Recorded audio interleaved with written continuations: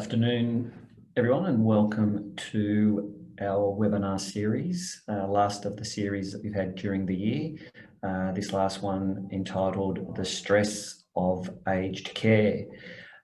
Obviously coming up through Christmas time, families get together and spend time over Christmas with the holidays, and discussions around the care and ongoing support of elderly family members, parents or aunties, uncles, etc., becomes quite a big topic of conversation. And obviously seeing how sometimes the health of those family members have deteriorated over the year does cause a bit of concern and confusion and stress amongst family members on how to best care for and look after them going on into the new year. This is part one of the series of an aged care presentation. Agenda of this particular webinar is showing here what is involved with the approval process, how to find an aged care provider, and how to organise finance and estate planning options. Now, I'll only cover this in general detail. It won't be, there's no specific advice involved, it's just general advice, and I won't be too specific with this particular presentation. Coming into next year, the second part of this series will be on Thursday, the 21st of January, again at 12 o'clock, where I'll go over what are the costs of aged care, can I retain the family home, and Centrelink. And that's when I'll focus in a little bit more on the costs and a little bit more around the details about those particular parts of the presentation. Now, getting on to what is involved with the approval process. And the most important thing, obviously, before you can access any aged care services or benefit, is you need to have an ACAT assessment. Without an ACAT assessment, going into having respite care or moving into aged care is completely not available.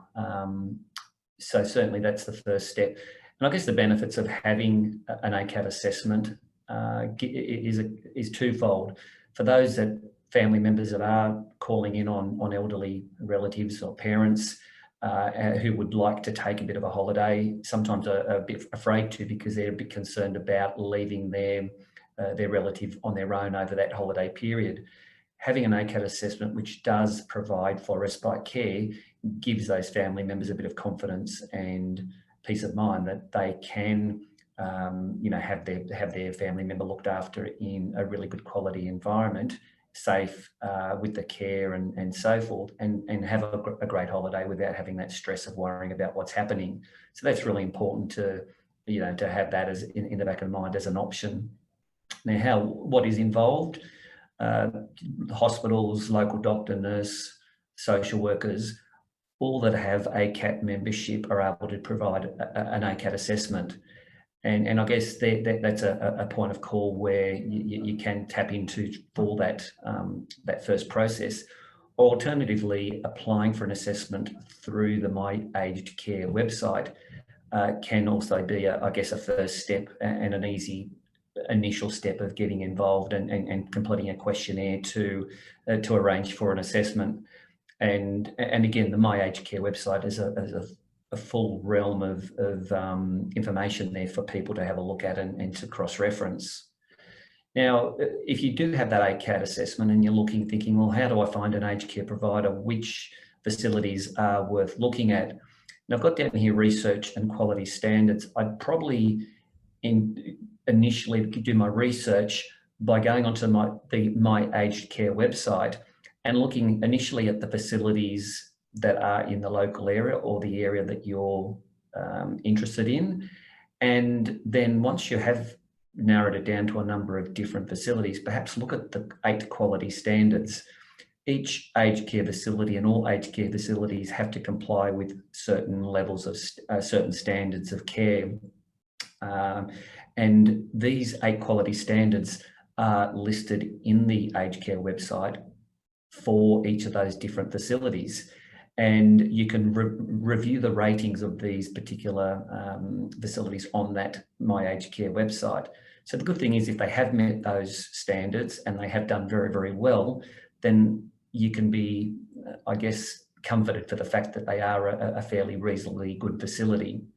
And once you've done that, then the research goes into, which one would be best suited to, for an elderly parent or relative. And going out to visit those facilities is quite often a point of call, or a good point of call.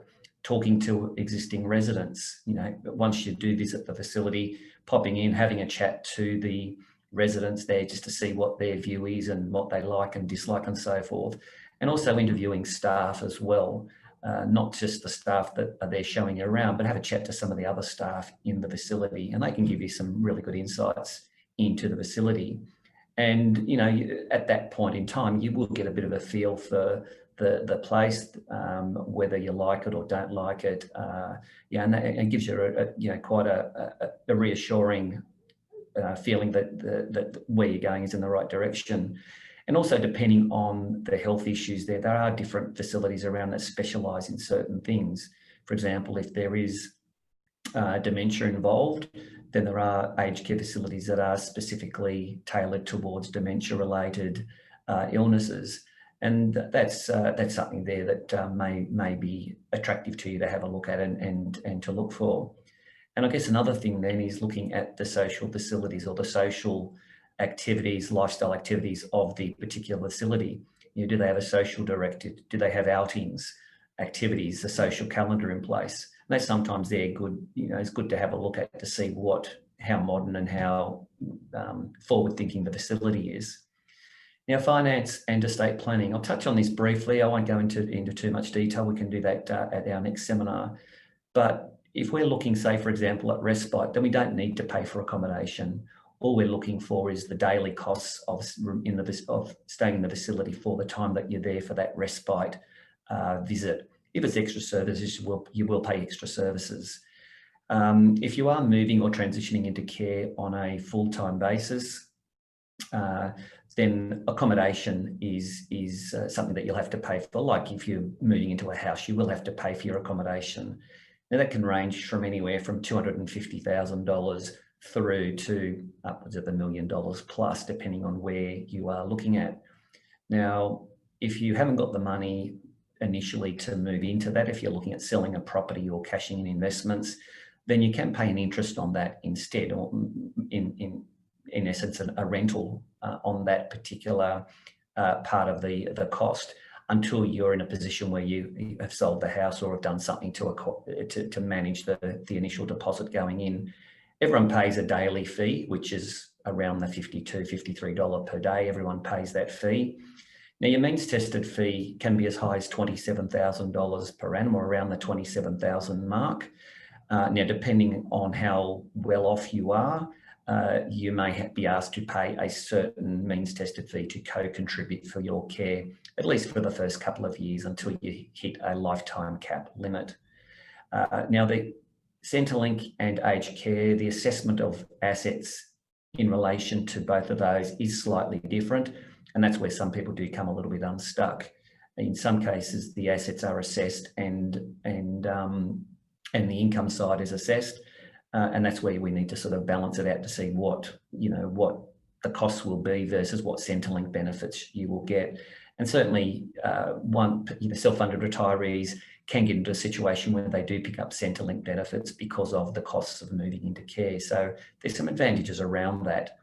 And I guess at the same time, then looking at the estate planning opportunities, moving into care is a really good time to review what options are available and take advantage of those estate planning opportunities.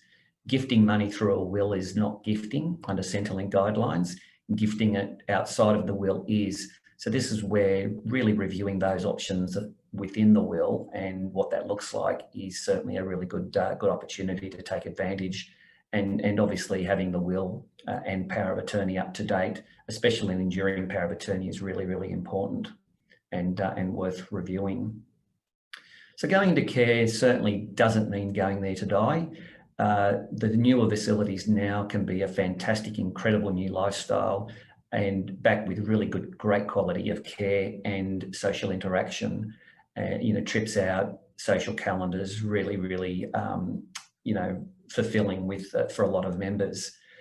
It's certainly a very, very complicated area, and it's worth having discussions amongst family members, certainly prior to going into care. Having time to review and get all the information together is prior to a member having to go into care it does take a lot of stress out of the situation. A lot of people do transition into care after having a fall and then go straight from hospital into care, and not having the time to really look into it does generate a lot of extra stress. So it's certainly worth having a look at. If there is any further questions, happy to answer those questions now.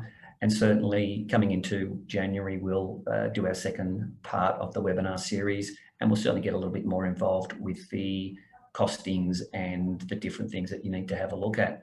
Once again, thank you for your time and have a great Christmas. Thank you.